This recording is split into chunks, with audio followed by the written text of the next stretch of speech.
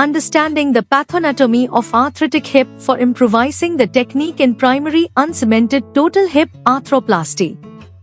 By Paresh Golwala, Parth N. Rathi, and Prasanna Shah. Background: hip osteoarthritis is a condition that leads to significant morbidity and decreases the quality of patient's life.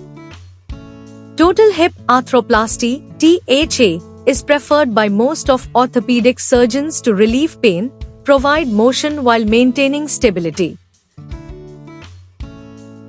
In this study we aim to discuss the difficulties encountered in reference to pathoanatomy during THA in various conditions along with their solutions. Materials and methods. In our study, we had observed 100 hip joints of secondary osteoarthritis in 67 patients with different type of underlying pathology like a vascular necrosis, sickle cell disease, rheumatoid arthritis, ankylosing spondylitis. All the patients were evaluated using modified Harris Hip Score. The findings were evaluated using SPSS software, Illinois, Chicago, with p-value less than 0.05 considered as significant. Observation and results: we had operated 100 hip joints, n is equal to 100, having arthritic changes among 67 patients, 33 patients with bilateral hip affection, 34 patients with unilateral hip affection, at a tertiary care hospital from June 2015 till December 2019. The mean Harris Hip Score at the final follow-up was 88. Among them, 98 hip joints had excellent and 2 hip joints had good to fair results.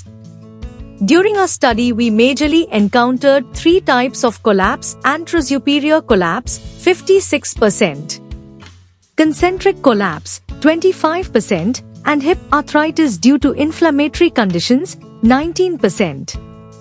We had found that according to duration and types of collapse, different soft tissues were contracted, and a stepwise release of those structures is necessary for proper intraoperation reduction and postoperative better range of motion.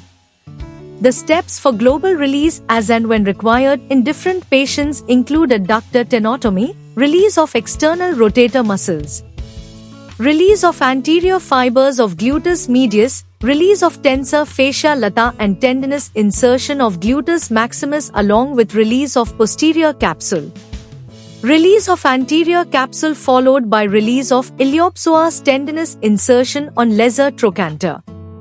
Conclusion: the chronicity of the disease will lead to anatomical changes of the surrounding soft tissue and that will affect the surgical dissection. We had described surgical problems encountered during the operation and their solutions for each type of pathoanatomy.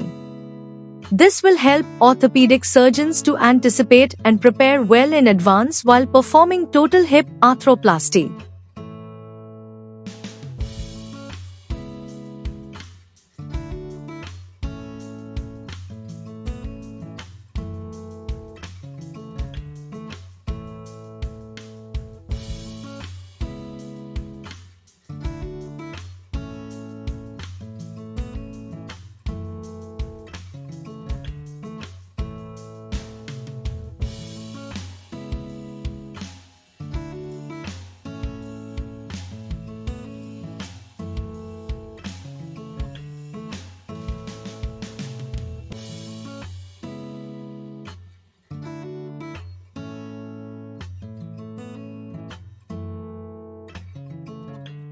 Thank you for watching this video.